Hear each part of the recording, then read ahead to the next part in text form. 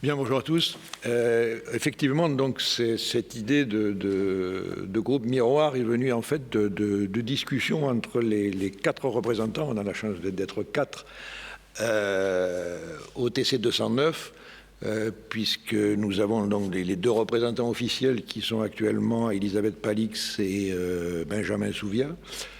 Et Sylvie Bretel et moi-même, qui étions les anciens représentants officiels et qui sommes restés comme membres correspondants. Et donc, de nos discussions, il est très vite apparu qu'on avait un peu le sentiment que ça ne fonctionnait pas très bien au niveau des échanges entre ce qui se faisait à l'international au travers du TC en question et ce que nous faisions ou nous avions fait dans un passé récent au niveau français. Et ça manquait d'échanges, d'interfaces, de discussions entre. Et puis, il faut dire aussi qu'on se trouvait un petit peu orphelin, c'est-à-dire que dans le passé, on avait une association qui fonctionnait très bien, qui était le CLAROM, dont tu as dû entendre parler à l'époque, et qui, elle, était effectivement dédiée aux activités, à l'époque, tout ce qui était offshore, et c'était du pétrolier, pur et dur. Maintenant, tout ça s'est ouvert à l'éolien, bien évidemment. Et donc, le CLAROM, il se trouve que pour des raisons que je ne vais pas développer ici, est rentré en sommeil, au moins dans sa partie géotechnique. Et donc, on se trouvait un petit peu en panne d'avoir quelque chose d'un peu structuré, mais de souple, dans lequel on pouvait se rencontrer, on pouvait discuter des problèmes du moment, discuter de savoir s'il y avait des actions de recherche et des actions de promotion de certaines choses à mettre en œuvre. Et donc, petit à petit, nous est venue cette idée de dire pourquoi pas quelque chose qui ressemblerait à des groupes miroirs. Donc, j'en ai fait part au conseil du CFMS, qui, tout ça, la mayonnaise a pris assez rapidement. Et donc, on est arrivé donc, à cette proposition qu'on vous fait aujourd'hui, donc de créer ces deux groupes miroirs. Alors, plus précisément, de quoi il s'agirait? Effectivement, donc, comme je le disais, de relayer les activités du CFMS, du TC 209 vers le CFMS. Alors, on va voir après quelles sont ces activités. Et puis, dans l'autre sens, donc, de faire relayer, de remonter vers le TC 209 les activités du CFMS ou les activités apparentées, on va dire, qui traitent de la thématique offshore. Je pense notamment dans un passé récent à tout ce qui s'est fait autour du projet Solcip sur le dimensionnement des pieux de chargement cyclique, à ce qui est en train de se faire dans le projet Solcip+, alors plus spécifiquement sur le dimensionnement des pieux d'éoliennes offshore, et puis bien évidemment aux documents que vous nous venez de produire, qui sont les recommandations sur les fondations d'éoliennes offshore, qui est donc disponible, on vous l'a dit ce matin, en français, qui est en cours de traduction et de finalisation et qui va être bientôt disponible en anglais, ce qui va nous permettre de faire sa promotion au niveau international, puisque c'est un domaine dans lequel, à partir du moment où on ne rentre pas pile poil dans ce qui est couvert par le DNV, je ne sais plus lequel, J106, etc., on se trouve un peu démunis, et notamment pour un certain nombre de problèmes que nous avons, nous, en France, qui sont qu'on va faire beaucoup de pieux-forêts et dans des sols assez compliqués, avec des craies et des calcarénites et autres roches tendres sur lesquelles je ne m'étendrai pas maintenant, mais qui posent un certain nombre de problèmes. Voilà, donc c'est un petit peu ça qui nous motive. Ensuite, on peut éventuellement penser à promouvoir donc, le développement de recommandations répondant aux besoins des projets offshore développés en France. On va voir aussi ça un petit peu plus en détail. Et développer les échanges au sein de la communauté géotechnique offshore francophone. Encourager les actions entre les instituts de recherche, le secteur industriel, en y divisant des besoins spécifiques et proposer des axes de recherche. Bon, là on a réussi effectivement autour de ces actions passées comme Solcip+, des recommandations, à créer une espèce de communauté géotechnique offshore qui regroupe à la fois des industriels, des consultants, tous les organismes académiques ou semi-publics. Et on voudrait que ces liens-là se perpétuent et ne se perdent pas au cours du temps. Donc voilà une autre raison. Et puis ensuite, il y a peut-être aussi besoin de faire des échanges plus structuré, je dirais, entre les applications de l'offshore et les applications du terrestre. Il y a certainement des bénéfices à trouver des uns et des autres. Alors, quelques mots sur le TC 209. Bon, ce TC est issu, si on remonte un petit peu dans le temps, autrefois, il y avait un TC qui s'appelait le TC1, qui était chapeauté par Harry Colt dans les années 2001-2005. Si je cite ça, c'est parce qu'on avait mis à ce moment-là un document tout à fait intéressant qui était des recommandations sur offshore and nearshore geotechnics. Il s'appelait déjà, le TC à l'époque était offshore and nearshore geotechnics. Et on avait sorti des recommandations sur la manière de réaliser des investigations géotechniques et géophysiques offshore et nearshore qui sont toujours d'actualité, qui mériteraient peut-être quelques petites mises à jour, mais qui sont tout à fait pertinentes et qui en tout cas couvrent un domaine sur lequel on était assez démunis jusque-là. Bien que maintenant il y ait l'ISO 19908 qui a un petit peu repris le flambeau. Donc, si ma mémoire est bonne, entre 2005 et 2009, tout ça est resté un petit peu en sommeil et sans aucune action particulière.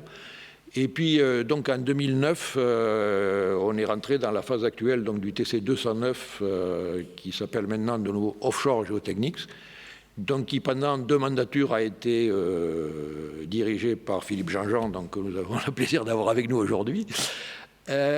Et donc, je vais pas vous citer tout ce qu'on a fait pendant 8 ans dans ce TC, mais je dirais qu'il est intéressant de noter qu'on a par exemple bien institutionnalisé l'existence des 2 conférences offshore majeures que sont maintenant l'OSIG et l'ISFOG. On a créé à ce moment-là les McLaren Lectures, donc on en avait eu un exemplaire qui avait été fait donc à Paris 2013. C'était la première, deuxième. Et il s'est trouvé aussi que c'était la période dans laquelle le projet Solfip s'est développé, et on avait eu donc la possibilité que ce projet soit un petit peu pris en charge par les TC 209 au niveau. Et on avait organisé un workshop important à Paris en 2013 sur le dimensionnement des pieux sur le changement cyclique. Dans la période 2013-2009, bon, il y a eu aussi beaucoup de choses de faites. Je pense notamment à cet exercice de prédiction de pénétration des jambes de plateforme auto-élévatrice de Jacob, donc qui avait été tout à fait intéressant. Et puis il y a eu également donc une session offshore qui avait été organisée au congrès de Séoul.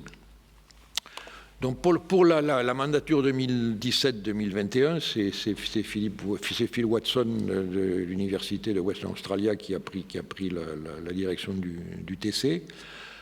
Alors, je vous donnerai là plutôt les thèmes de référence, on va dire, pour la période actuelle, donc qui sont l'organisation de webinars, la préparation de matériel d'enseignement à destination des universités et des écoles, des recommandations sur le comportement des fondations offshore sous sollicitation cyclique, et vous voyez là qu'on rejoint très bien nos problématiques françaises. Des recommandations sur le lien entre quantité et qualité de données et les enjeux sur le dimensionnement des fondations. Ça peut aller bien au-delà des problèmes spécifiquement offshore. Et puis, favoriser dans les interactions entre actions collaboratives, industrielles, nationales et internationales. Ce sont les termes de référence actuels du TC 209. Alors nous, qu'est-ce que nous proposons plus particulièrement donc, dans notre groupe Miroir? Dans notre groupe Miroir, nous pensons qu'il il y aura certainement un volet diffusion des connaissances. On pense à la préparation de tutoriels sur les pratiques usuelles appliquées en geotechnique offshore. Ça, il sera évidemment à coordonner très fortement avec le CFMS Jeune. Là, on constate qu'on a pas mal de membres de la communauté qui donnent des cours dans un certain nombre d'organismes qui sont peut-être en train de dupliquer des choses ou trucs, et que peut-être il serait pas mal d'avoir des choses un peu structurées et qui pourraient servir après, se mettre sur Internet, etc. et puis servir On pense avoir encore des activités à faire dans le domaine des recommandations du dimensionnement, parce que même si on vient de publier donc, nos recommandations sur les fondations d'éoliennes, on n'a pas traité le problème des éoliennes flottantes, qui commencent quand même à se faire jour. Et on n'a pas non plus traité in extenso le problème des fondations de type caisson, qui n'ont pas jusqu'à présent été traitées. Donc, caisson, c'est-à-dire fondations à succion, mises en place par succion notamment. On pense qu'on a aussi matière à favoriser des actions collaboratives de R&D, à travers peut-être même des projets nationaux ou différentes autres formes.